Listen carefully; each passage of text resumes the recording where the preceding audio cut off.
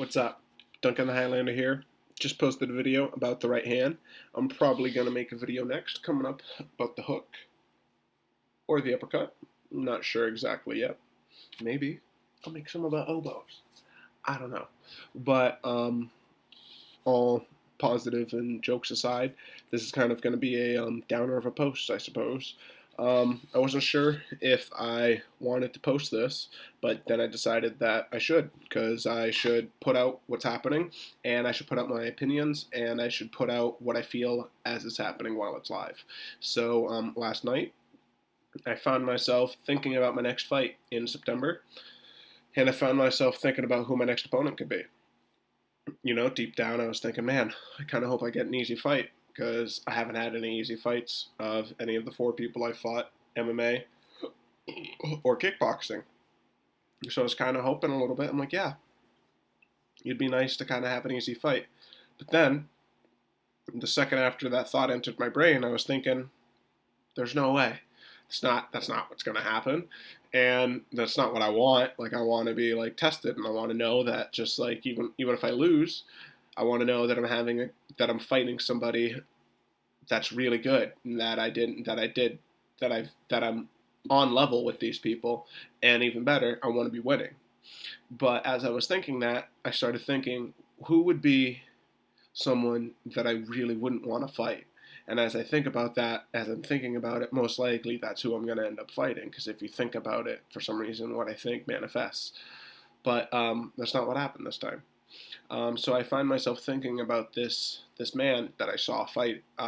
The video was posted last weekend for Combat Zone, and his name is, I believe it's pronounced Rondell Clark, and he had a fight against this man Jordan something else, and it was at 170, my weight class. Both these guys do not look like they fight, or do not look like they weigh 170. Fight at 170 is what I meant to say. They're both huge, very muscular, strong man.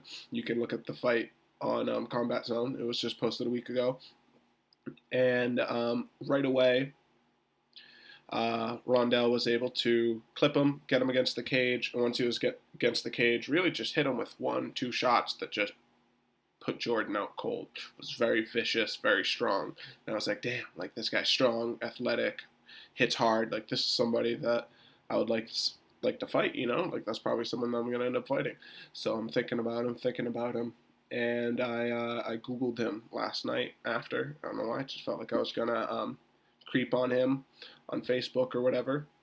And then I found out that he passed away this weekend. He died. If you look up maybe MMA fighting, a lot of websites, hopefully soon, they're going to be talking about him. And yeah, he passed away this weekend from after third round TKO. And I think that's something that should be talked about. That's something that we should think about. That's a real thing, you know, when you go into fighting. Now, don't get me wrong, fighting, it's very low probability that those sort of things happen. And I want to mention that he also played football all throughout high school. And I think people are, I think, slowly but surely are coming around to the idea that football isn't as soft or as gentle as a game as people think it is. And they think that it might be better to get their kids in than fighting. But I think time is going to tell that that's not the case. That boxing, fighting in general is something that we have done since the beginning of time. And I think that's more natural, being hit with fists or feet, than having somebody ram at you full speed with padded gear and such. But I don't know if that's, and obviously I wouldn't want to say anything in disrespect. I'm just speaking in general. I obviously don't know if that's part of the case, but I feel like those are things that we're going to look back on. We're going to realize that football can do a lot of damage. Now, I'm not obviously not being naive and just thinking that it's football. Obviously, MMA, all contact sports, anything where you're getting hit in the head is going to cause damage to your brain. And it's good to be aware of that. It's good to know that. It's good to do what you can to support your brain and to really take those consequences in. That's why I'm trying to do everything I can to grind, make my videos, make my posts. Instagram, do what I can so that I get people's attention. Because right now, I'm not making any money off of this. So this is what I try to do. I try to get everybody, hopefully hook you guys in so that you guys can help me do what I can do so that we can do this together. But the fact is this is a real thing. When you go in there and you fight somebody, there's a real possibility that you could die. And it was really sunk in. I mean, this man was really strong.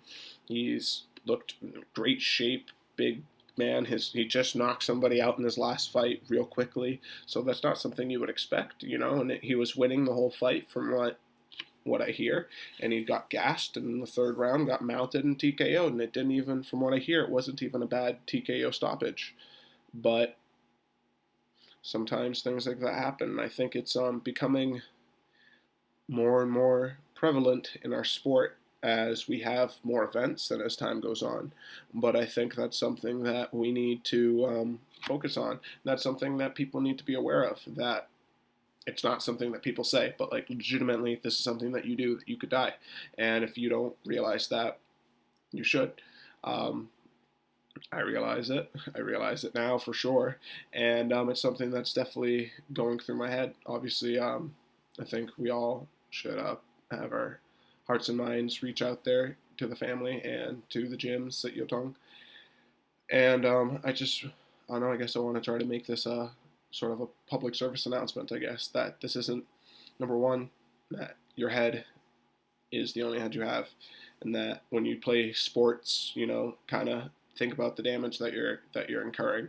If you want to be a fighter, okay, be a fighter, but realize that that's a certain period of time in your life, and maybe what you did before that, this way, I can't remember, maybe what you did before that might help you, but it might also damage in some other ways. So those are the sort of things that should be weighed and balanced. I hope this man gets his name. I don't know, I guess, what he would want. If this something happened to me, I would hope that a lot of people talked about it, I guess. I don't know why, but I feel like that would give some sort of meaning to it, I guess. So I hope this gets the notoriety it deserves. But nonetheless, I hope that anybody who listened all the way through this and found this anything, I hope they learned from it. But yeah, thank you guys. Be bold, be safe.